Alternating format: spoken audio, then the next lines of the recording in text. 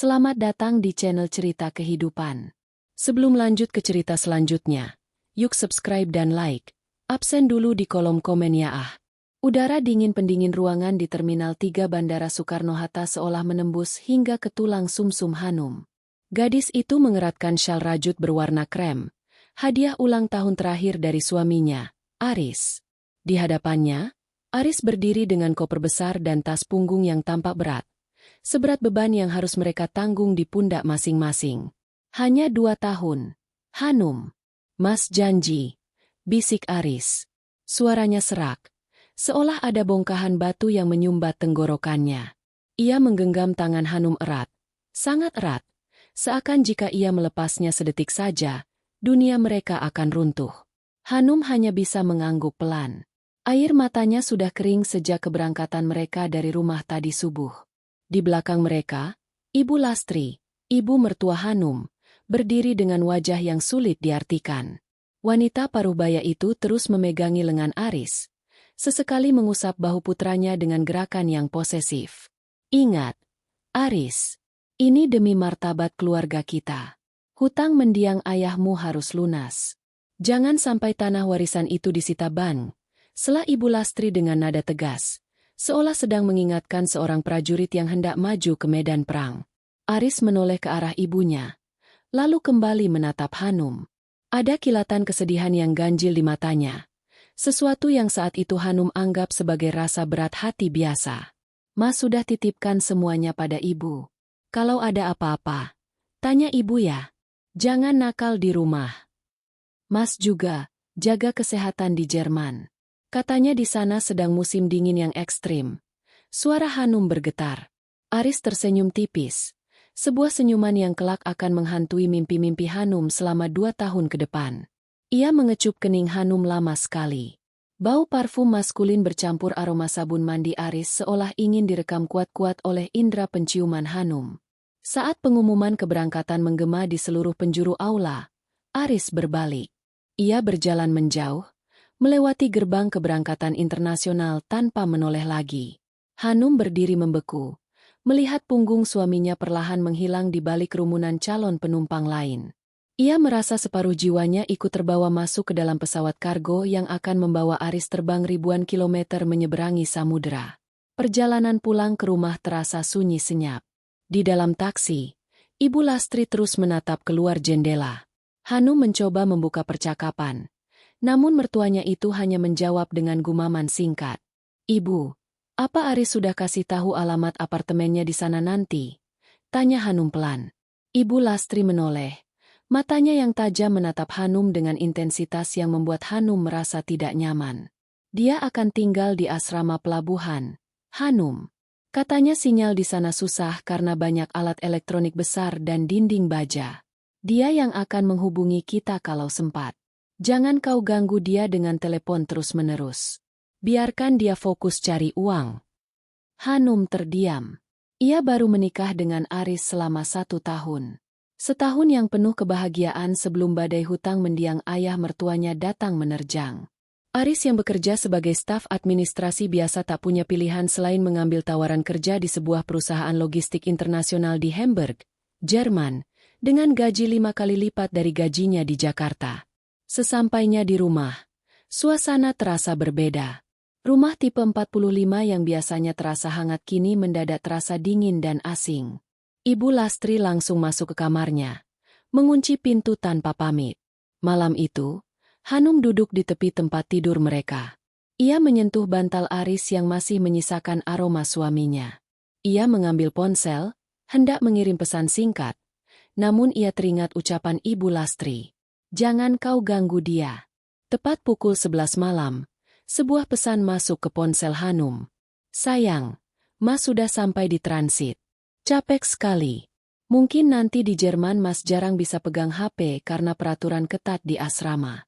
I love you. Jaga ibu ya. Hanum bernapas lega. Ia membalas pesan itu dengan rentetan kata rindu, namun status pesan itu tetap centang 1. Ia berpikir mungkin Aris sudah naik ke pesawat berikutnya. Hari-hari berikutnya berubah menjadi rutinitas yang monoton. Setiap bulan, Sebuah pengiriman uang masuk rekening Hanum melalui perantara Ibu Lastri. Ini jatahmu bulan ini dari Aris. Dia kirim lewat rekening ibu karena katanya lebih mudah urusan administrasinya. Ujar Ibu Lastri sambil menyerahkan sejumlah uang tunai yang cukup besar. Kenapa tidak langsung ke rekening Hanum saja, Bu? Aris kan punya nomor rekening saya. Tanya Hanum suatu sore saat mereka sedang memetik sayur di halaman belakang. Ibu Lastri mendengus. Tangannya dengan cekatan memotong batang bayam. Kau ini seperti tidak tahu Aris saja. Dia itu anak berbakti. Dia ingin ibunya yang mengatur keuangan keluarga agar hutang-hutang itu cepat beres. Kau tinggal pakai saja. Apa susahnya? Hanum mengalah. Ia tidak ingin dicap sebagai istri yang tidak hormat pada mertua. Namun, ada satu hal yang terus mengganjal di hatinya. Setiap kali ia mencoba mengajak Aris video call, Aris selalu menolak dengan alasan yang sama melalui pesan teks. Kamera HP Mas rusak, sinyal di pelabuhan buruk, atau sedang lembur. Suatu malam di bulan ke-6, Hanum terbangun karena mendengar suara tangisan dari kamar Ibu Lastri. Ia mendekat ke pintu yang sedikit terbuka. Di sana, ia melihat mertuanya sedang memeluk foto Aris. Bahunya berguncang hebat. Ibu? Ibu tidak apa-apa. Hanum mengetuk pintu. Seketika, Ibu Lastri menghapus air matanya dan berdiri tegak. Wajah sedihnya menghilang, digantikan dengan raut wajah keras yang biasa. Ibu hanya rindu Aris. Sudah, kembali ke kamarmu. Jangan suka mengintip orang tua. Hanum kembali ke kamar dengan perasaan gundah. Ada sesuatu yang disembunyikan di balik dinding rumah ini. Sesuatu yang terbungkus rapi oleh kata-kata, demi kebaikan, dan tuntutan pekerjaan. Hanum tidak pernah menyangka bahwa rahasia itu jauh lebih gelap dari sekadar rasa rindu seorang ibu. 2 tahun pun berlalu dengan pola yang sama. Pesan teks singkat, uang bulanan yang selalu tepat waktu, dan keberadaan Aris yang terasa seperti hantu, ada tapi tak pernah benar-benar hadir. Sampai suatu hari, rutinitas itu hancur berkeping-keping di lorong sebuah supermarket. 2 tahun bukanlah waktu yang singkat bagi seorang istri yang terpisah samudera dari suaminya. Bagi Hanum, setiap detik yang berlalu terasa seperti tetesan air yang perlahan-lahan melubangi batu karang kesabarannya. Kehidupan di rumah sederhana itu kini terasa seperti sebuah sandiwara yang naskahnya ditulis sepenuhnya oleh Ibu Lastri. Rutinitas mereka hampir tidak pernah berubah. Bangun pagi, menyiapkan sarapan, membersihkan rumah, dan menunggu. Menunggu adalah pekerjaan utama Hanum sekarang. Hanum, jangan melamun terus. Sayurnya nanti gosong. Tegur Ibu Lastri suatu pagi. Suaranya yang tajam memecah keheningan dapur. Hanum tersentak. Segera mematikan kompor. Maaf, Bu. Saya hanya berpikir. Ini sudah masuk bulan ke-24. Seharusnya kontrak Mas Aris di Jerman sudah hampir selesai, kan? Ibu Lastri terdiam sejenak. Tangannya yang sedang mengupas bawang berhenti bergerak. Ia menarik napas panjang, sebuah kebiasaan yang sering dilakukannya setiap kali Hanum menyinggung soal kepulangan Aris. Kontrak itu bisa diperpanjang. Hanum, apalagi kalau kinerjanya bagus. Kamu harusnya bangga. Suamimu itu dipercaya perusahaan besar di luar negeri. Uang yang dia kirim bulan lalu bahkan cukup untuk memperbaiki atap rumah kita yang bocor. Saya bangga, Bu. Tapi saya rindu suaranya. Saya ingin melihat wajahnya. Suara Hanum mengecil, hampir menyerupai bisikan. Kenapa setiap kali saya minta video call, Mas Aris selalu bilang kameranya rusak? Sudah 2 tahun. Apa dia tidak bisa membeli ponsel baru di Jerman? Hamburg itu kota besar, bukan pedalaman. Ibu Lastri meletakkan pisau dengan dentang yang agak keras di atas talenan kayu. Kau ini manja sekali. Aris di sana banting tulang. Kerja shift malam di pelabuhan yang dinginnya minta ampun. Dia hemat uangnya untuk kita. Bukan untuk beli ponsel mahal hanya demi memanjakan matamu. Pesan singkat kan sudah cukup? Dia bilang dia sehat. Dia bilang dia sayang kamu. Apalagi yang kurang? Hanum menunduk, menyembunyikan gurat kekecewaan yang mendalam. Ia merasa seperti sedang berbicara dengan dinding. Komunikasi dengan Aris memang hanya terjadi lewat aplikasi pesan singkat. Dan itu pun sangat terbatas. Aris biasanya membalas pesannya pada jam-jam ganjil, terkadang pukul 3 pagi, terkadang pukul 11 malam. Kalimatnya pun selalu serupa. Mas sehat, sayang. Maaf belum bisa telepon. Sinyal di sini kacau karena cuaca badai. Titip salam buat ibu. Pernah suatu kali, karena rasa rindu yang sudah tidak terbendung, Hanum nekat mencoba menelepon nomor internasional yang diberikan Ibu Lastri sebagai nomor Aris. Namun, yang terdengar hanyalah suara operator otomatis yang menyatakan nomor tersebut tidak dapat dihubungi atau sedang berada di luar jangkauan. Saat ia menanyakan hal itu pada Ibu Lastri, mertuanya itu langsung marah besar, menuduh Hanum tidak percaya pada suami dan hanya akan membebani pikiran Aris dengan kecurigaan yang tidak mendasar. Sore itu, hujan turun dengan derasnya. Hanum duduk di teras belakang, menatap rintik air yang jatuh di atas daun pisang. Ia membuka galeri ponselnya, melihat satu-satunya video pendek yang ia miliki sebelum Aris berangkat. Video Aris yang sedang tertawa sambil mencoba memasak telur ceplok yang gosong. Hanum mengusap layar ponselnya. Air mata menetes tanpa suara. Mas, kamu benar-benar di sana, kan? Gumamnya lirih. Tiba-tiba, ia mendengar suara notifikasi pesan masuk. Jantungnya berdegup kencang. Ia berharap itu adalah Aris. Dari Mas Aris Hanum, Mas baru selesai bongkar muat kapal. Capek sekali. Mas sudah kirim uang lewat ibu untuk jatah bulan ini. Beli baju baru ya. Jangan terlalu hemat. Mas kangen masakanmu. Hanum segera mengetik balasan. Mas, kirim foto terbaru Mas dong. Hanum kangen banget. Sebentar saja. Biar Hanum tahu Mas baik-baik saja di sana. Pesan itu terkirim. Centang 1. Selalu begitu. Hanum harus menunggu berjam-jam, terkadang berhari-hari, sampai tanda centang itu berubah menjadi 2 dan berwarna biru. Ia merasa seperti sedang menjalin hubungan dengan sebuah bayangan. Kecurigaan Hanum mulai tumbuh subur seperti jamur di musim hujan saat ia memperhatikan perilaku Ibu Lastri yang semakin aneh. Ibu mertuanya itu kini sering membawa ponselnya bahkan ke dalam kamar mandi. Jika ada telepon masuk, beliau akan menjauh ke arah taman atau masuk ke dalam kamarnya yang selalu terkunci rapat. Suatu malam, Hanum terbangun karena merasa haus.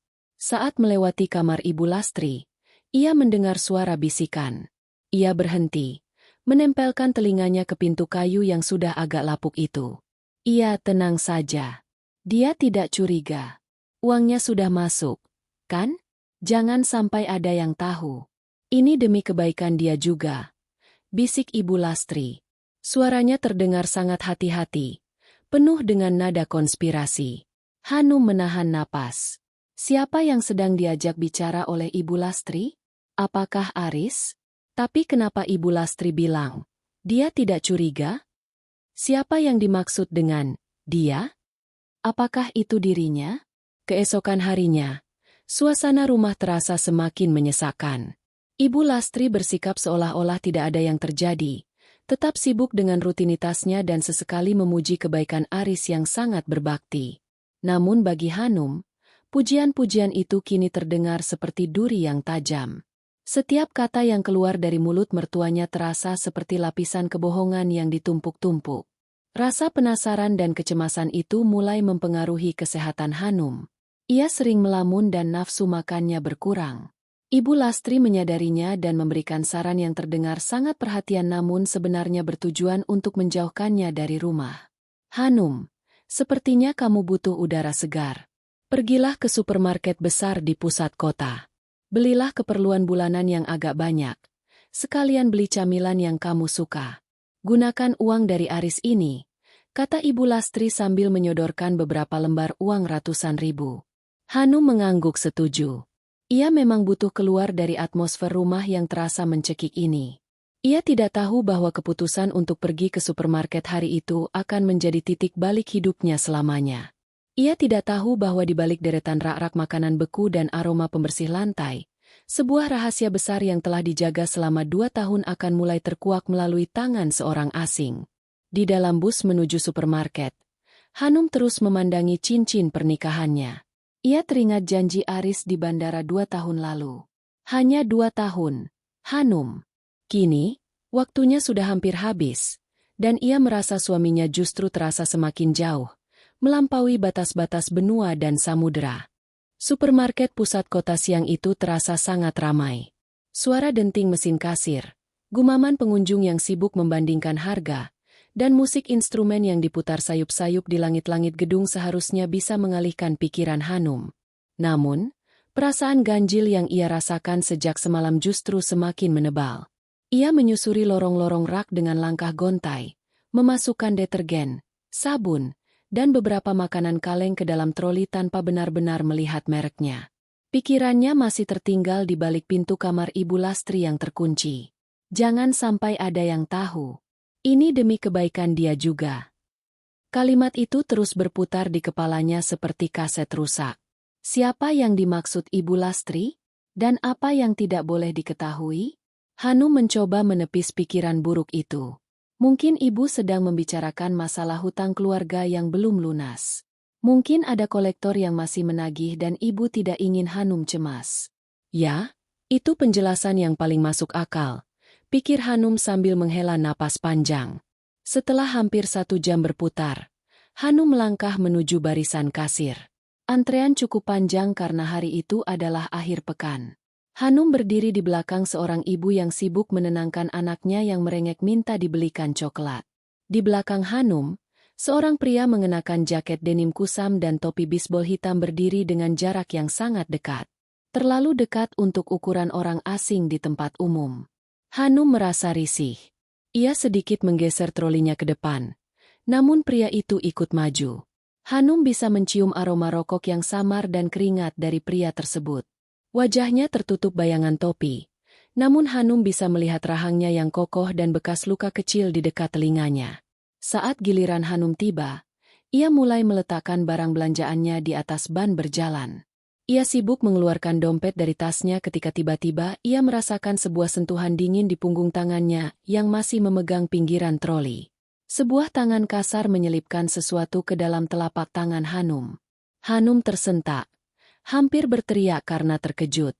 Ia menoleh dengan cepat ke arah pria di belakangnya. Pria itu tidak menatapnya langsung. Ia tetap menunduk, namun bibirnya bergerak sangat pelan.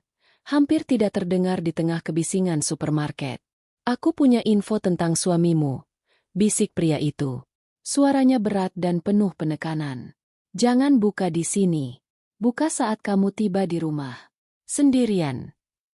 Sebelum Hanum sempat bertanya atau bereaksi, pria itu meletakkan sebuah keranjang belanja yang kosong di lantai dan berjalan cepat keluar dari barisan antrean, menghilang di antara kerumunan pengunjung yang masuk melalui pintu utama. "Mbak? Mbak?" Suara kasir membuyarkan lamunan Hanum. Totalnya Rp340.000. Tangan Hanum gemetar hebat. Di dalam genggamannya, ia merasakan sebuah benda persegi panjang yang tipis namun kaku. Sebuah amplop coklat kecil. Ia segera memasukkan benda itu ke dalam saku gamisnya seolah-olah itu adalah barang terlarang yang bisa meledak kapan saja. "Mbak tidak apa-apa?" Wajahnya pucat sekali. Tanya petugas kasir dengan nada khawatir. "Oh, tidak, saya hanya sedikit pusing. Ini uangnya," jawab Hanum terbata-bata. Sepanjang perjalanan pulang di dalam taksi, jantung Hanum berdegup begitu kencang hingga ia merasa bisa mendengarnya di telinganya sendiri. Ia terus meraba saku gamisnya. Amplop itu ada di sana. Dingin dan misterius. Siapa pria tadi? Dari mana dia tahu tentang Aris? Apakah dia teman kerja Aris yang baru pulang dari Jerman? Tapi jika benar, mengapa dia bersikap seperti seorang informan rahasia? Taksi berhenti di depan pagar rumah. Hanum turun dengan terburu-buru, membawa kantong belanjaan yang terasa 2 kali lebih berat dari biasanya. Di teras, Ibu Lastri sudah menunggu sambil menyapu lantai. "Lama sekali kamu, Hanum? Ibu sudah lapar," tegur Ibu Lastri tanpa menoleh. "Maaf, Bu. Antreannya panjang sekali tadi," jawab Hanum berusaha bersikap senormal mungkin, meski suaranya sedikit bergetar. "Ya sudah. Taruh belanjaannya di dapur. Ibu mau mandi dulu," kata Ibu Lastri sambil meletakkan sapunya dan masuk ke dalam rumah. Hanum segera menuju dapur. Ia meletakkan kantong belanjaan begitu saja di atas meja makan. Ia memastikan suara kucuran air dari kamar mandi terdengar, menandakan Ibu Lastri benar-benar sedang mandi. Dengan langkah 1000, ia masuk ke kamarnya dan mengunci pintu dari dalam. Ia duduk di tepi tempat tidur, mencoba mengatur napasnya yang memburu. Peluh dingin membasahi keningnya. Dengan tangan yang masih gemetar, ia merogoh saku gamisnya dan mengeluarkan amplop coklat kecil itu. Amplop itu polos. Tidak ada nama pengirim. Tidak ada alamat. Hanya sebuah segel lem yang tampak masih baru. Hanum mengambil gunting kecil dari laci riasnya. Ia ragu sejenak. Jika ia membuka amplop ini, mungkinkah hidupnya yang tenang, meski penuh kerinduan, selama 2 tahun ini akan berubah? Aku punya info tentang suamimu. Kata-kata pria itu kembali terngiang. Hanum memejamkan mata sejenak, membayangkan wajah Aris yang tersenyum di bandara 2 tahun lalu. Lalu, dengan satu gerakan tegas, ia menggunting pinggiran amplop tersebut. Isinya tidak banyak. Hanum mengeluarkan lembaran kertas yang dilipat rapi. Saat ia membukanya, matanya terbelalak lebar. Dunianya seolah berhenti berputar. Udara di dalam kamar itu mendadak hilang, membuatnya sesak napas. Di tangannya bukan hanya secari kertas biasa. Itu adalah sebuah salinan surat keterangan kematian dari Rumah Sakit Pusat di Jakarta. Nama yang tertera di sana sangat jelas. Aris Pratama bin Surya. Tanggal kematiannya tertera 1,5 tahun yang lalu. Penyebab kematian, kecelakaan lalu lintas. Tidak mungkin, bisik Hanum. Air matanya jatuh membasahi kertas tersebut. Ini pasti salah. Ini penipuan. Namun, di dalam amplop itu masih ada sesuatu yang lain. Sebuah foto cetak fisik. Hanum mengambilnya dengan ujung jari yang dingin. Foto itu menunjukkan sebuah nisan granit berwarna hitam di sebuah pemakaman umum. Di nisan itu tertulis nama Aris, lengkap dengan tanggal lahir dan tanggal wafat yang sama dengan surat kematian tadi. Di samping nisan itu, tampak tumpukan bunga yang masih segar. Hanum membekap mulutnya agar tidak berteriak. Jika Aris sudah meninggal 1,5 tahun yang lalu siapa yang selama ini mengiriminya pesan singkat? Siapa yang mengirimkan uang bulanan itu? Dan yang paling mengerikan, siapa yang selama ini dibicarakan oleh Ibu Lastri di balik pintu kamar yang terkunci? Tiba-tiba, suara ketukan keras terdengar dari balik pintu kamarnya. Hanum, kamu di dalam? Kenapa pintunya dikunci? Ibu mau minta tolong ambilkan handuk bersih. Suara Ibu Lastri terdengar begitu dekat, begitu nyata, dan kini terdengar sangat mengancam di telinga Hanum. Hanum terlonjak. Matanya liar mencari tempat untuk menyembunyikan bukti-bukti mengerikan itu. Kebenaran yang baru saja ia pegang terasa lebih tajam daripada sebilah pisau. Ketukan di pintu kamar terdengar semakin tidak sabar. Hanum, kamu tidur? Ini ibu, ambilkan handuk di jemuran belakang. Handuk ibu basah terkena tumpahan air. Suara Ibu Lastri yang biasanya hanya terdengar tegas, kini di telinga Hanum terdengar seperti dentang lonceng kematian. Dengan gerakan secepat kilat, Hanum memasukkan kembali surat kematian dan foto nisan itu ke dalam amplop coklat. Ia menyelipkannya di bawah tumpukan baju di laci paling bawah, lalu mengusap wajahnya yang sembab dengan kasar. Iya, Bu. Sebentar, Hanum tadi sedang ganti baju. Sahut Hanum dengan suara yang diusahakan sedatar mungkin, meski getarannya tak bisa sepenuhnya hilang. Ia membuka pintu. Ibu Lastri berdiri di sana, rambutnya sedikit basah, menatap Hanum dengan mata menyipit penuh selidik. Kenapa wajahmu merah begitu? Kamu menangis. Hanum membuang muka, pura-pura sibuk merapikan jilbabnya. Tidak, Bu. Tadi mata saya kemasukan debu saat merapikan laci. Saya ambilkan handuknya sekarang.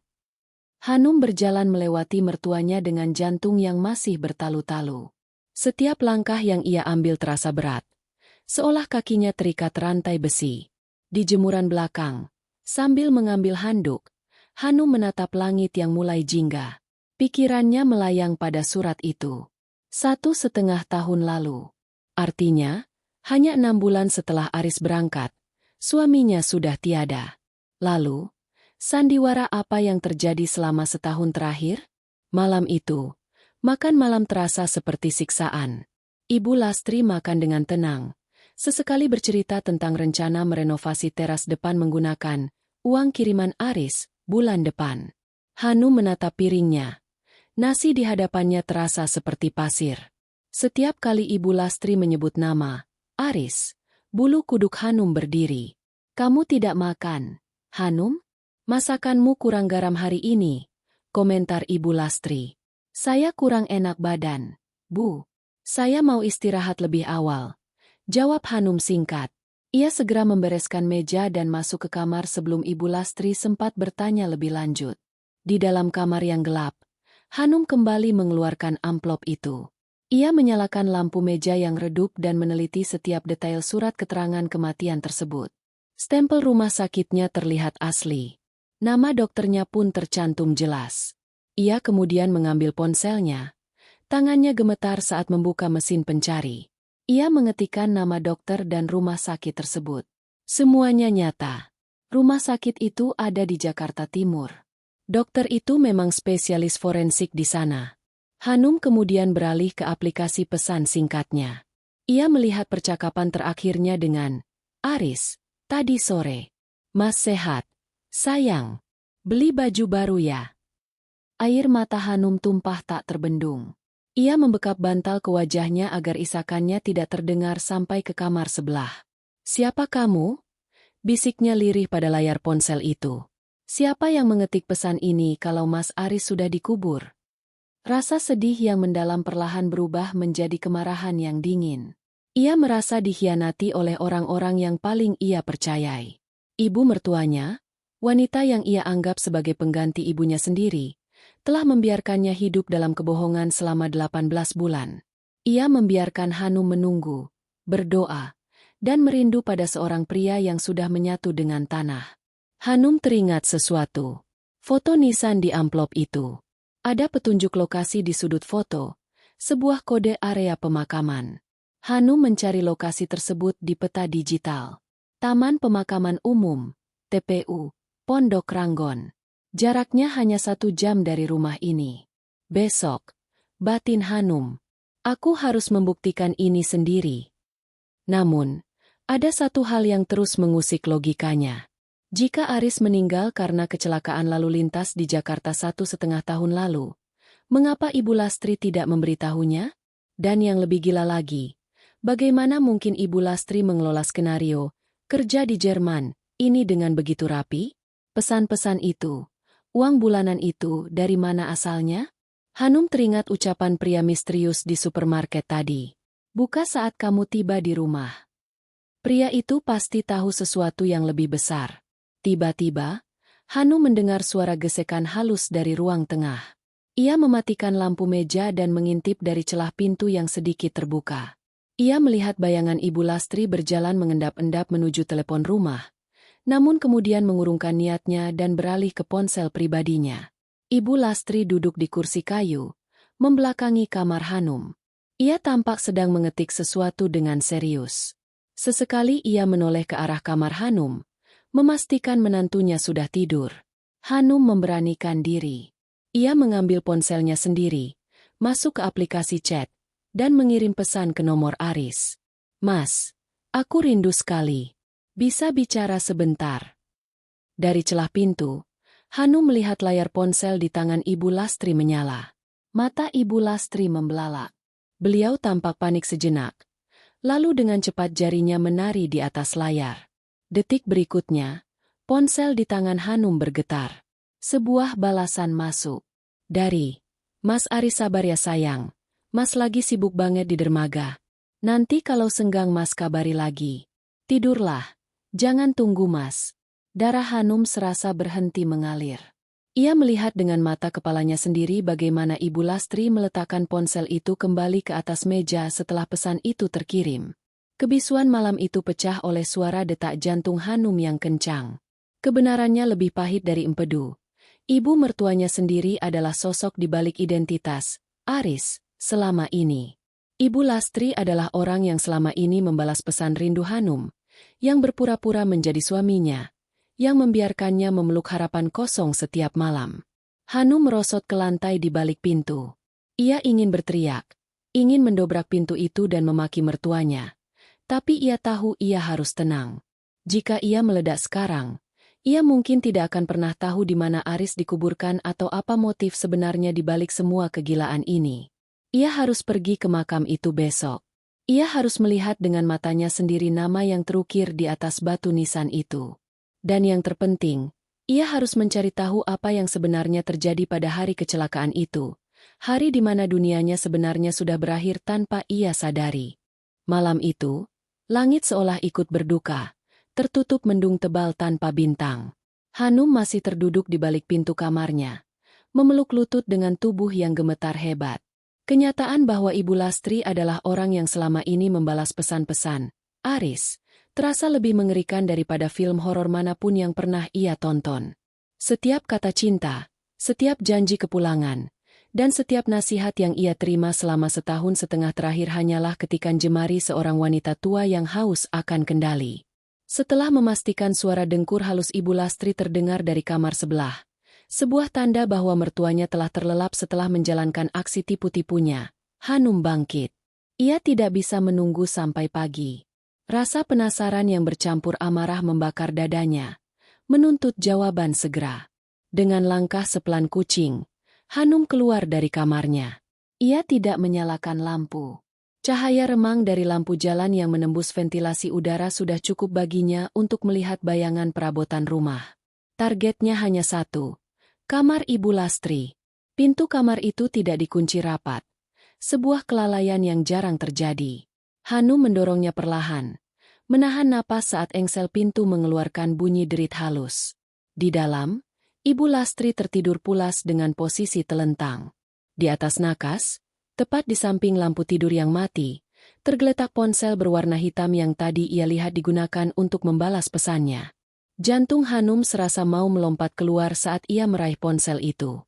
Beruntung, ponsel itu tidak menggunakan kata sandi yang rumit, hanya pola sederhana yang pernah tidak sengaja Hanum lihat saat Ibu Lastri membukanya di dapur.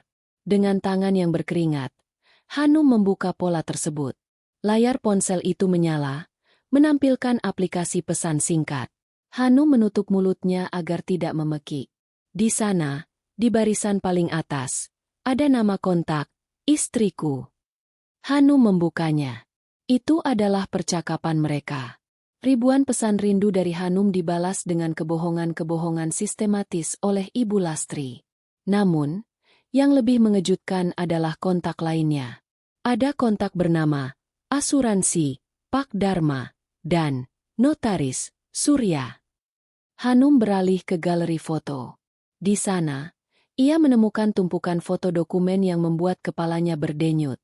Foto KTP Hanum, salinan buku nikah, dan yang paling mengejutkan, sebuah surat kuasa yang menyatakan bahwa Hanum memberikan wewenang penuh kepada Ibu Lastri untuk mencairkan klaim asuransi jiwa atas nama Aris Pratama.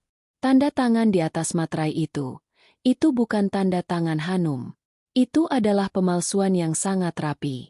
Jadi ini alasannya? Bisik Hanum dalam hati. Uang asuransi. Ia terus menggulir lebih dalam.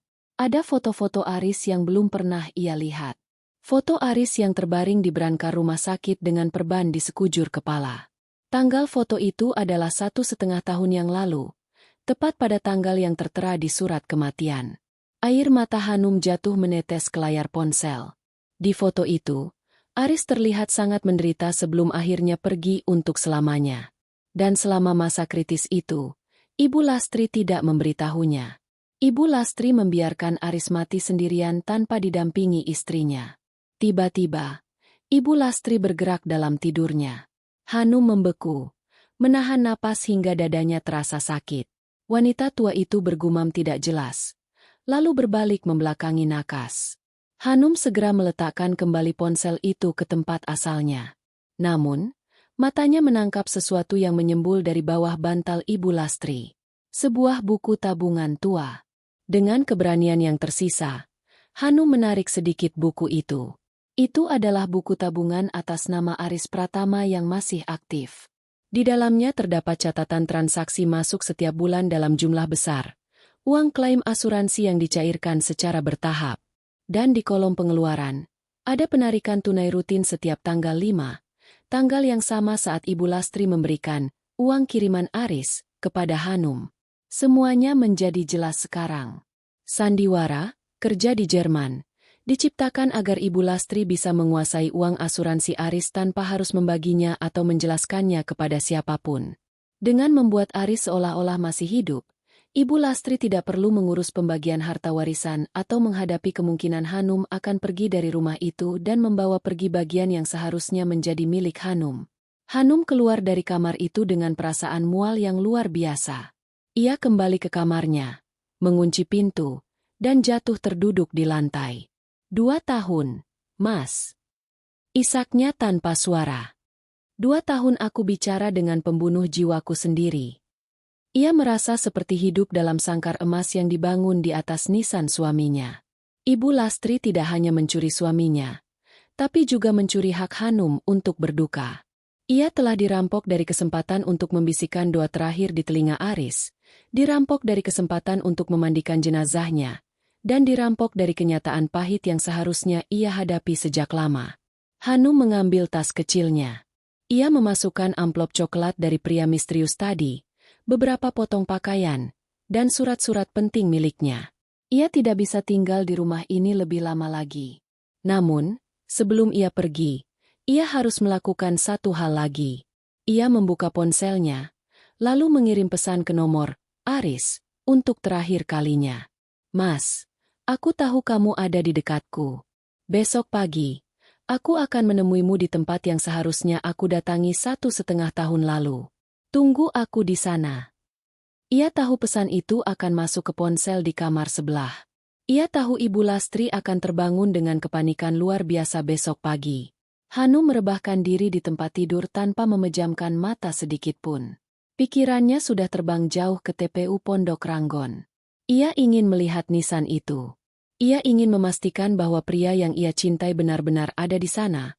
Bukan lagi sekadar bayangan di balik layar ponsel yang dikendalikan oleh tangan-tangan serakah mertuanya. Saat fajar mulai menyingsing, Hanum sudah siap. Ia akan pergi sebelum Ibu Lastri terbangun. Ia akan mencari keadilan, bukan hanya untuk dirinya sendiri, tapi untuk Aris yang dikhianati oleh ibu kandungnya sendiri demi tumpukan uang kertas. Udara fajar masih diselimuti kabut tipis saat Hanum melangkah keluar dari pagar rumah yang telah menjadi penjaranya selama 2 tahun terakhir. Ia tidak menoleh lagi. Di dalam tasnya, amplop coklat itu terasa berat, seolah membawa beban nisan yang akan ia kunjungi. Dengan ojek daring yang ia pesan secara diam-diam, Hanum membelah jalanan Jakarta yang masih lengang menuju arah timur, menuju sebuah tempat di mana waktu seolah berhenti bagi Aris.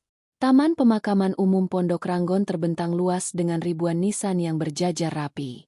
Suasana sunyi hanya dipecah oleh kicauan burung dan suara sapu lidi penjaga makam yang membersihkan dedaunan kering. Hanum turun di depan gerbang.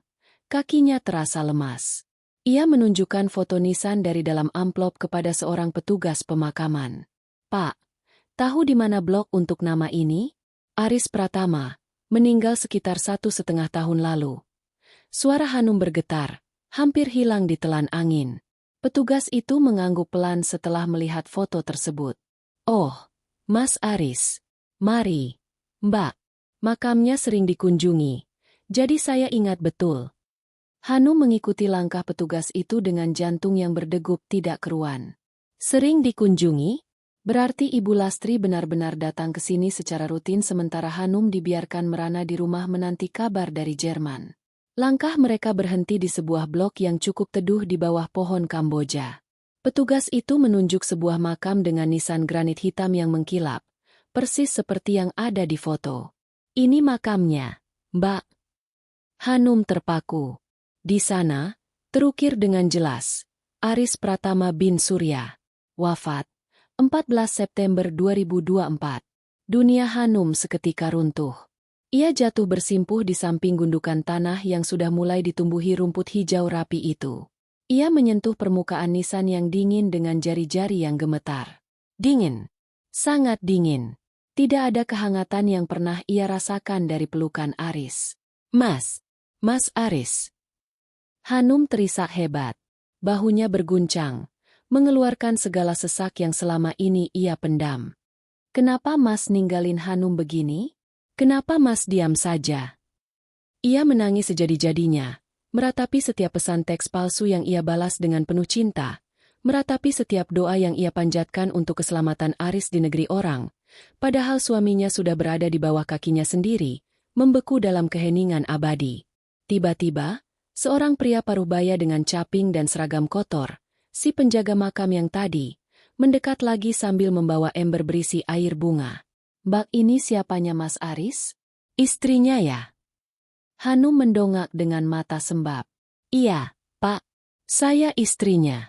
Tapi, saya baru tahu kalau dia sudah tidak ada kemarin." Penjaga makam itu tampak terkejut. Lalu wajahnya berubah menjadi penuh rasa iba. "Ya Allah, Mbak, kasihan sekali. Padahal ibu yang sering datang ke sini selalu bilang kalau Mbak sedang sakit parah di rumah. Makanya tidak bisa ikut ziarah." Hanum terperangah. "Sakit parah? Ibu mertua saya bilang begitu." "Iya, Mbak. Ibu itu datang setiap minggu. Biasanya hari Kamis sore. Beliau selalu bawa bunga banyak. Duduk lama sekali di sini sambil menangis. Beliau juga berpesan kepada saya dan teman-teman di sini. Katanya kalau ada perempuan muda yang datang mencari makam ini, jangan langsung dikasih tahu, karena mbaknya sedang dalam masa pemulihan jiwa setelah kecelakaan itu." Hanum tertawa getir di tengah tangisnya. Masa pemulihan jiwa. Ibu Lastri benar-benar telah menyusun skenario yang sempurna untuk mengisolasi Hanum dari kenyataan. Beliau tidak hanya membohongi Hanum, tapi juga menciptakan citra istri yang tidak stabil, agar orang lain tidak curiga mengapa Hanum tidak pernah muncul di makam suaminya. "Kecelakaan itu, Pak, Bapak tahu kejadiannya?" tanya Hanum mendesak.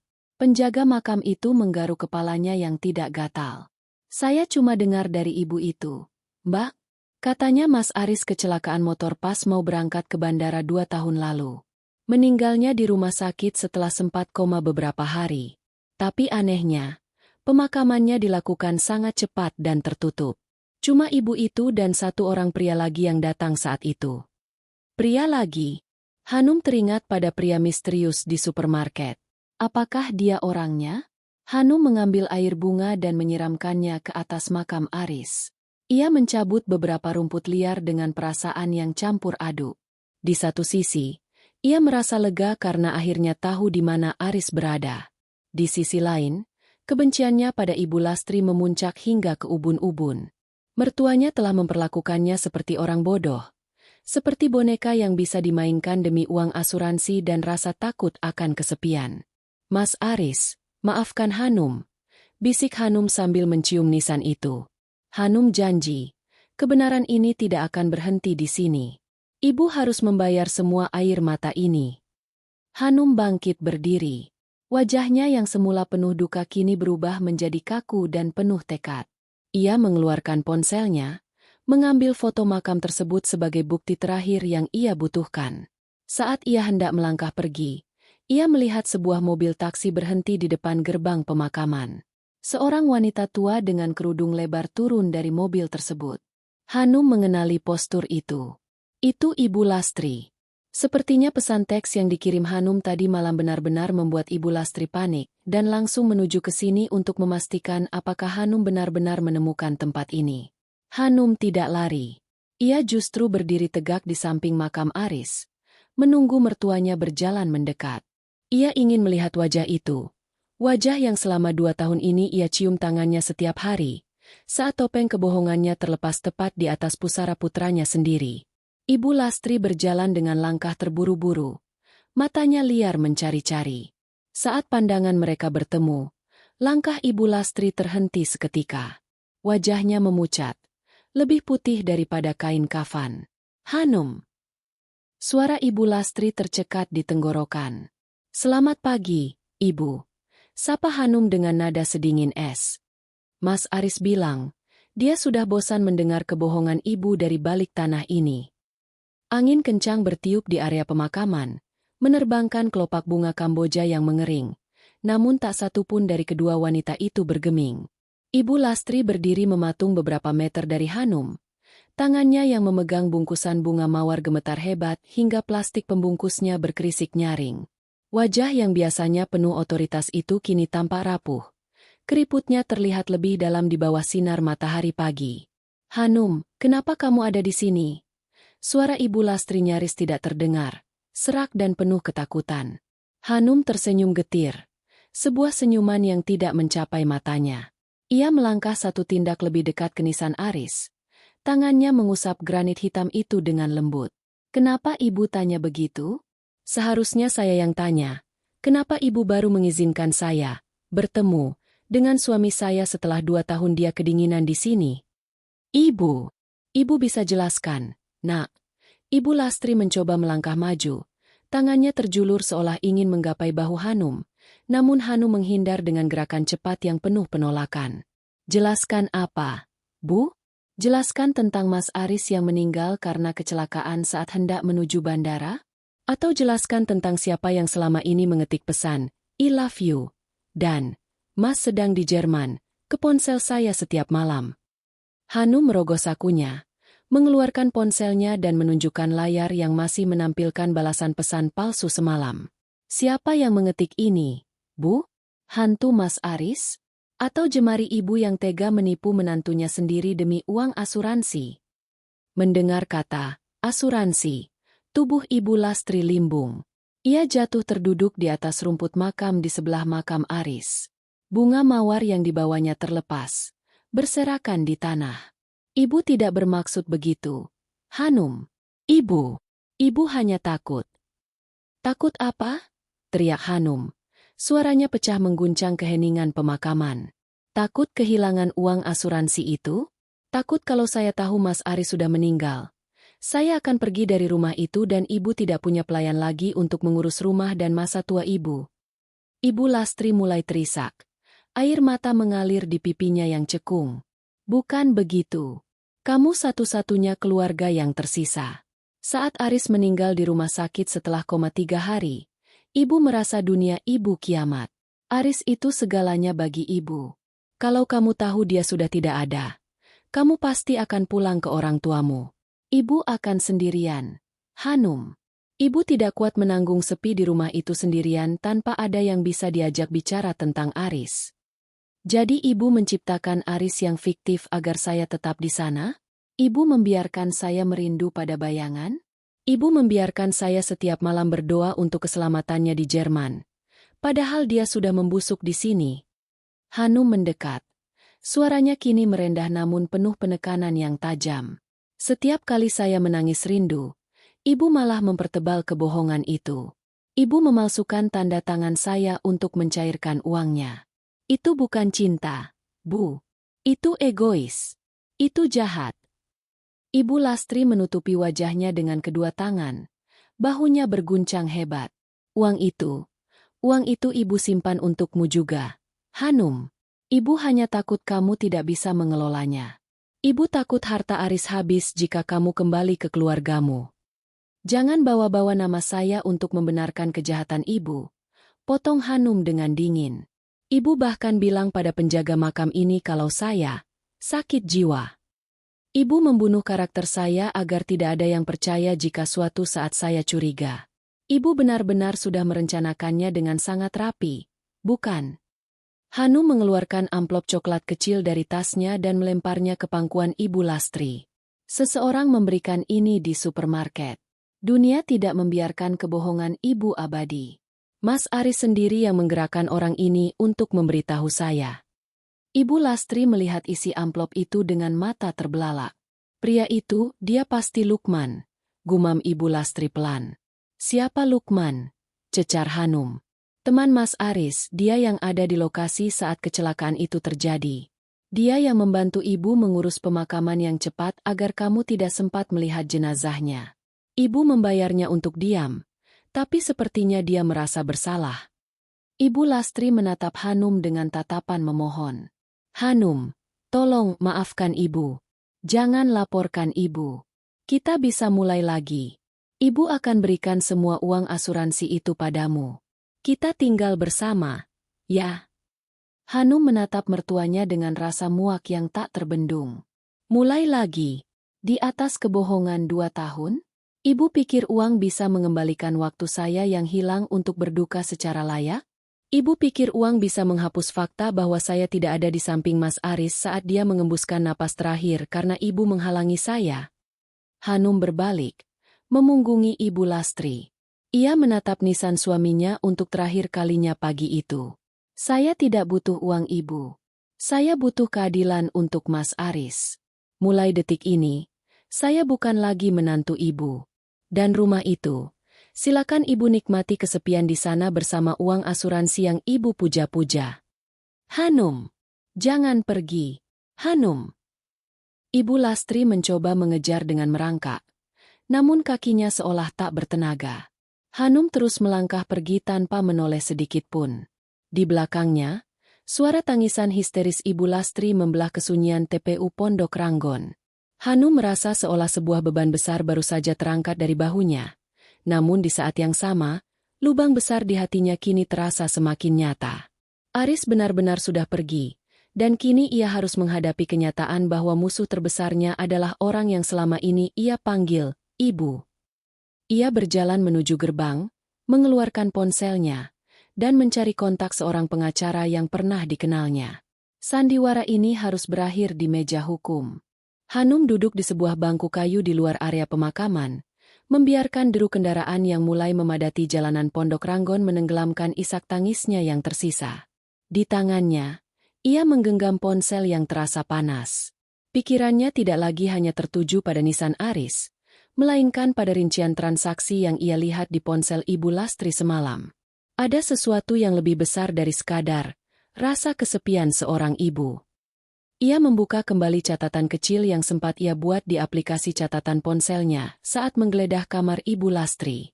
Angka-angka itu tidak masuk akal.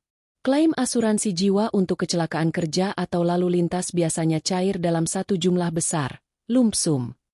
Namun, di buku tabungan Aris, ada aliran dana masuk yang bersifat rutin namun fluktuatif. Seolah-olah Aris memang masih menghasilkan uang dari suatu tempat. Jika Mas Aris meninggal karena kecelakaan saat hendak ke bandara, asuransi apa yang cair tiap bulan? Gumam Hanum. Hanum memutuskan untuk tidak langsung pulang. Ia menghubungi Lukman, nama yang disebut Ibu Lastri tadi. Dengan mencari di daftar kontak media sosial Aris, Hanum menemukan akun pria tersebut. Ternyata Lukman adalah rekan kerja Aris di perusahaan logistik tempat Aris bekerja sebelum rencana keberangkatannya ke Jerman. Setelah mengirim pesan singkat yang mendesak, mereka sepakat bertemu di sebuah kedai kopi kecil tak jauh dari stasiun. Saat Hanum tiba, seorang pria dengan jaket denim kusam, pria yang sama dengan di supermarket, sudah menunggu dengan wajah gelisah. "Maafkan aku, Hanum. Aku tidak tahan melihatmu terus-menerus dibohongi," ujar Lukman tanpa basa-basi saat Hanum duduk di hadapannya. "Jelaskan semuanya, Lukman. Dari mana uang itu berasal?" Ibu bilang itu uang asuransi, tapi catatannya aneh. Hanum menatap tajam, menuntut kejujuran. Lukman menghela napas panjang, lalu mengeluarkan sebuah map plastik dari tasnya. Aris tidak pernah berangkat ke Jerman untuk bekerja di perusahaan kargo itu. Hanum, itu hanya mimpinya. Faktanya, perusahaan itu menolak lamarannya di menit terakhir karena masalah kesehatan jantung yang baru terdeteksi. Aris stres berat. Dia takut mengecewakanmu dan ibunya karena hutang ayahnya sangat besar. Hanum terperangah.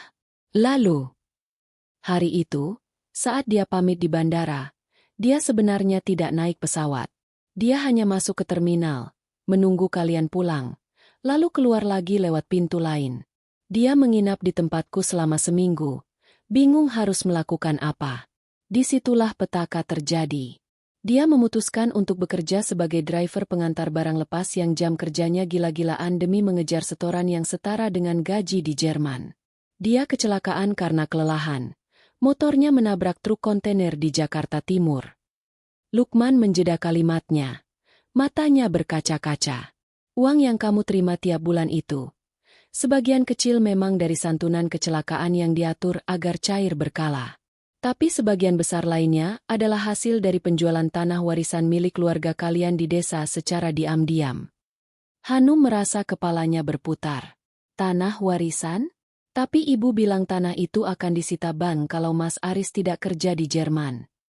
Itu bohong, Hanum, suara Lukman memberat. Tanah itu tidak pernah dijaminkan ke bank. Ibu Lastri menjualnya tepat setelah Aris meninggal.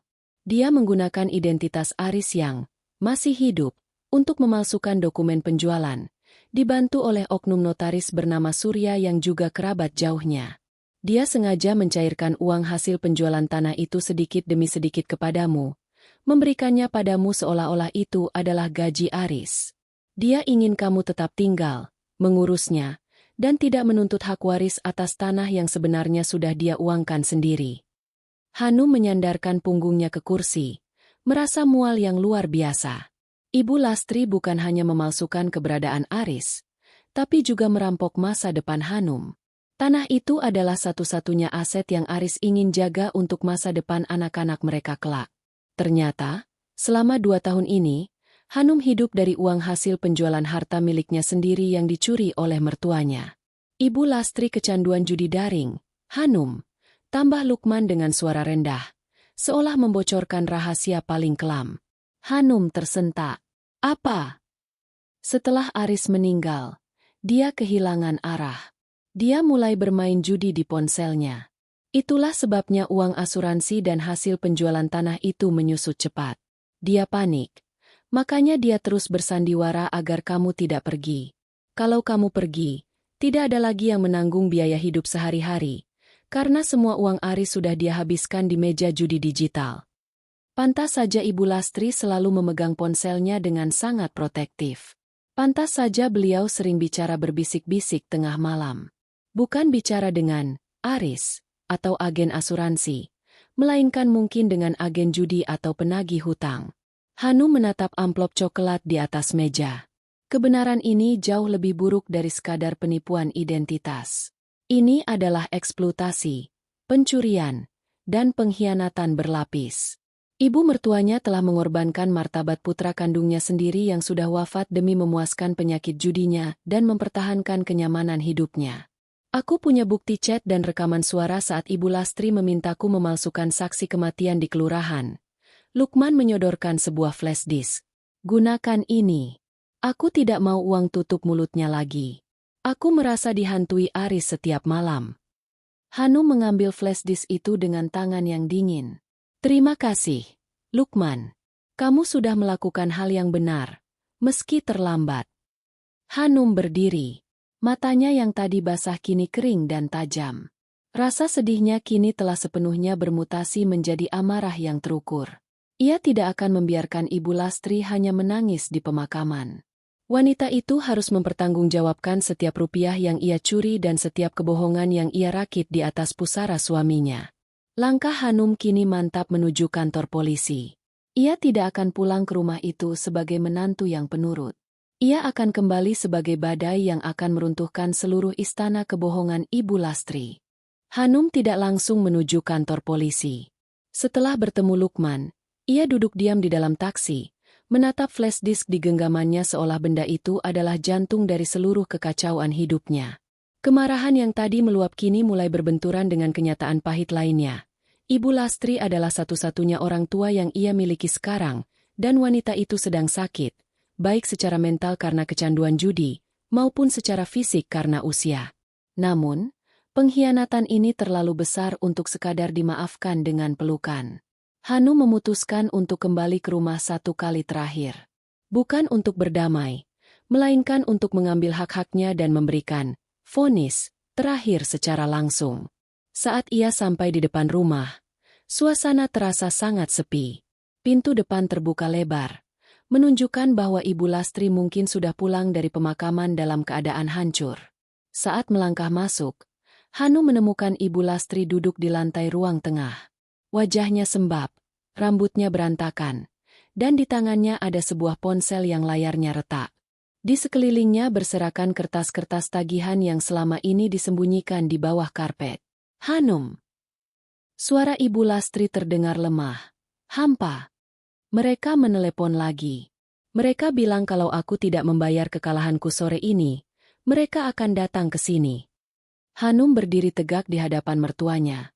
Tak sedikit pun keinginan untuk membantunya bangun. Mereka siapa, Bu? Agen judi?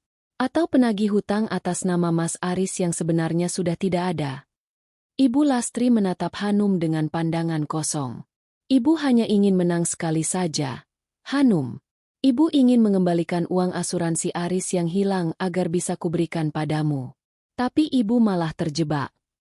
Cukup, Bu, bentak Hanum. Berhenti menggunakan nama saya dan Mas Aris sebagai alasan atas nafsu ibu sendiri. Ibu tidak hanya membohongi saya tentang kematian suami saya, tapi ibu juga merampok harta warisan yang dia tinggalkan. Ibu menjual tanah itu, kan? Ibu Lastri terdiam, kepalanya tertunduk dalam. Air matanya menetes di atas lantai keramik yang kusam. Saya punya semua buktinya, lanjut Hanum sambil mengangkat flash disk. Bukti pemalsuan tanda tangan, bukti konspirasi dengan notaris Surya, dan kesaksian Lukman. Saya bisa membuat ibu menghabiskan sisa umur ibu di balik jeruji besi atas penipuan dan penggelapan aset. Mendengar kata jeruji besi, Ibu Lastri mendadak bersimpuh di kaki Hanum. Ia meraung, memohon ampun dengan suara yang menyayat hati. Jangan, Hanum, ampuni ibu. Ibu sudah tua. Ibu tidak akan kuat di penjara. Ibu melakukan ini karena ibu gila. Ibu gila sejak Aris pergi. Ibu tidak tahu cara menghadapi kenyataan bahwa putra tunggal ibu sudah tidak ada. Di titik ini, Hanum dihadapkan pada pilihan paling sulit dalam hidupnya. Di satu sisi, keadilan menuntut hukuman. Ibu Lastri telah mencuri 2 tahun hidupnya dan menghabiskan harta suaminya. Di sisi lain, ia melihat seorang wanita tua yang malang, yang hancur karena kesedihan yang salah jalan dan kecanduan yang merusak otak. Hanum menarik napas panjang, mencoba menjernihkan pikirannya. Ia teringat pesan terakhir Aris di video memasak yang pernah ia tonton. Jaga ibu ya, Han. Saya tidak akan melaporkan ibu ke polisi hari ini, ujar Hanum pelan, membuat tangisan Ibu Lastri berhenti seketika. Tapi dengan satu syarat. Ibu Lastri mendongak dengan penuh harapan. Apa? Nak? Apa saja akan ibu lakukan? Pertama, ibu harus ikut saya ke kantor notaris Surya sekarang juga. Ibu harus membatalkan semua surat kuasa palsu itu dan mengalihkan sisa aset yang masih ada, sekecil apapun itu, ke atas nama saya. Kedua, ibu harus menyerahkan ponsel ibu dan masuk ke pusat rehabilitasi untuk menyembuhkan kecanduan judi ibu. Saya sudah menghubungi paman saya di desa untuk menjemput ibu setelah rehabilitasi selesai. Rehabilitasi? Desa? Ibu Lastri tampak ragu. Itu, atau penjara, tegas Hanum. Ibu tidak bisa lagi tinggal di sini. Rumah ini akan saya jual untuk menutupi hutang-hutang judi yang ibu buat dan sisanya akan saya gunakan untuk memulai hidup baru. Ibu akan tinggal di desa, di bawah pengawasan keluarga, tanpa akses ke internet atau uang tunai yang besar. Ibu Lastri terdiam cukup lama. Ia melihat sekeliling rumah yang penuh kenangan tentang Aris itu. Ia tahu ia telah kehilangan segalanya. Rumahnya, harga dirinya, dan yang paling berharga, kepercayaan menantunya. Baik, Hanum, ibu ikut apa katamu? Bisik Ibu Lastri pasrah. Sore itu juga, Hanum membawa Ibu Lastri keluar dari rumah tersebut. Mereka menuju kantor notaris Surya. Di sana, dengan bukti-bukti yang dibawa Hanum, sang notaris yang ketakutan karena ancaman pelaporan ke Dewan Etik akhirnya bersedia memproses pembatalan dokumen-dokumen palsu tersebut. Hanum menemukan fakta bahwa masih ada sekitar 20% dari hasil penjualan tanah yang tersisa di sebuah rekening tersembunyi. Saat proses administrasi selesai, Hanum menatap mertuanya yang tampak sangat tua dan ringkih di kursi belakang mobil. Ada rasa kasihan, namun rasa sakit di hatinya jauh lebih besar. Hanum menyadari bahwa memaafkan tidak berarti harus terus bersama. Memilih jalan ini adalah cara Hanum untuk tetap menghormati wasiat Aris tanpa mengorbankan dirinya sendiri lebih dalam lagi. Besok pagi, tim medis akan menjemput ibu, kata Hanum saat mereka kembali ke rumah hanya untuk mengemas pakaian. Ibu Lastri hanya mengangguk pelan. Malam itu adalah malam terakhir mereka di rumah penuh kebohongan tersebut. Hanum tidur di kamarnya dengan pintu terkunci, memeluk foto Aris yang asli, bukan bayangan teks di ponsel. Ia tahu, babak tergelap dalam hidupnya hampir berakhir, Namun ia masih harus menghadapi satu hal lagi, perpisahan yang sebenarnya dengan Aris di tempat peristirahatan terakhirnya besok. Pagi itu, suasana rumah terasa jauh lebih ringan meskipun tumpukan kardus memenuhi ruang tamu. Tim medis dari pusat rehabilitasi telah menjemput Ibu Lastri 2 jam yang lalu. Pertemuan terakhir mereka sangat singkat. Tidak ada pelukan dramatis, hanya sebuah anggukan kecil dari Hanum dan tatapan penuh penyesalan dari Ibu Lastri sebelum pintu mobil tertutup. Hanum memberikan seluruh catatan medis dan sisa uang tunai yang cukup untuk biaya perawatan mertuanya kepada petugas. Ia telah menunaikan janji terakhirnya pada Aris untuk menjaga ibunya, meski dengan cara yang tegas dan berjarak. Kini, Hanum berdiri di depan cermin kamar yang selama 2 tahun ini menjadi saksi bisu penantiannya yang sia-sia. Ia mengenakan gamis berwarna biru navy, warna kesukaan Aris. Di tangannya, ia memegang sebuah ponsel, bukan ponsel miliknya, melainkan ponsel hitam milik Ibu Lastri yang berisi identitas palsu Aris. Hanum menarik napas panjang, lalu jemarinya bergerak di atas layar. Ia membuka aplikasi pesan singkat dan mengetik sebuah pesan di kolom percakapan, "Istriku. Hanum, terima kasih sudah menunggu. Tapi sekarang, tugasmu sudah selesai. Mas sudah tenang di sini. Jangan cari Mas di layar ini lagi. Carilah Mas di dalam doamu. Hiduplah dengan bahagia. Sayang. Mas mencintaimu selamanya." Hanum menekan tombol kirim. Detik berikutnya, ponsel di kantongnya bergetar. Pesan itu masuk ke ponselnya sendiri. Air mata Hanum jatuh. Tapi kali ini bukan air mata kepedihan, melainkan air mata pelepasan. Ia kemudian melakukan hal yang seharusnya dilakukan sejak lama. Ia menghapus kontak tersebut, memblokir nomornya, dan melakukan factory reset pada ponsel hitam itu hingga seluruh data kebohongan di dalamnya lenyap tak berbekas. 1 jam kemudian, Hanum tiba kembali di TPU Pondok Ranggon. Kali ini, ia datang dengan persiapan yang lebih baik. Ia membawa sekeranjang bunga mawar putih, melati, dan air mawar yang segar. Langit sangat cerah, seolah alam merestui langkahnya untuk menutup lembaran lama. Ia duduk bersimpuh di samping makam Aris. Penjaga makam yang kemarin menyapanya dengan hormat, lalu membiarkannya sendiri. "Mas Aris," bisik Hanum sambil mengusap nisan granit itu. Hari ini, Hanum datang bukan untuk menuntut jawaban. Hanum datang untuk pamit. Hanum mulai menaburkan bunga satu persatu. "Ibu sudah aman, Mas. Dia akan diobati. Tanah warisan yang tersisa sudah Hanum amankan untuk modal hidup Hanum dan mungkin untuk sedekah atas namamu. Maafkan Hanum karena baru tahu sekarang. Maafkan Hanum karena membiarkanmu sendirian di sini selama 2 tahun tanpa doa langsung dari istrimu." Hanum mengeluarkan sebuah cincin dari saku bajunya. Itu adalah cincin pernikahan mereka yang selama ini selalu ia pakai. Ia menatapnya sebentar, mengenang masa-masa indah saat mereka masih bersama, sebelum badai hutang dan kebohongan menghancurkan semuanya. Hanum tidak membuang cincin itu, melainkan menciumnya dan menyimpannya kembali di kotak perhiasan kecil yang ia bawa. Ia akan menyimpannya sebagai kenangan, bukan lagi sebagai belenggu. "Mas, hari ini Hanum akan menjual rumah itu. Hanum akan pindah ke kota lain, memulai hidup baru sebagai orang it lagi, seperti cita-cita kita dulu. Hanum tidak akan lagi menunggu pesan yang tidak akan pernah datang. Hanum akan belajar berjalan lagi, meski tanpa Mas di samping Hanum." Suasana pemakaman terasa sangat damai. Angin sepau-sepau memainkan ujung jilbab Hanum, membawa aroma melati yang menenangkan. Untuk pertama kalinya dalam 2 tahun, Hanum merasakan kehadiran Aris yang sebenarnya, bukan lewat teks ponsel yang dingin, melainkan lewat rasa damai yang meresap ke dalam dadanya. Ia merasa seolah Aris sedang tersenyum padanya dari dimensi lain, merelakannya untuk pergi dan berbahagia. Hanum bangkit berdiri. Ia merapikan pakaiannya dan menatap nisan itu untuk terakhir kalinya dengan senyuman tulus. "Selamat tinggal, Mas Aris. Terima kasih untuk cinta singkat yang luar biasa." Hanum pamit. Ia melangkah meninggalkan makam dengan kepala tegak. Di gerbang pemakaman, Lukman sudah menunggu dengan mobilnya untuk membantu Hanum mengurus sisa administrasi rumah. "Sudah siap, Hanum?" tanya Lukman pelan. Hanum mengangguk mantap. Sangat siap, Lukman.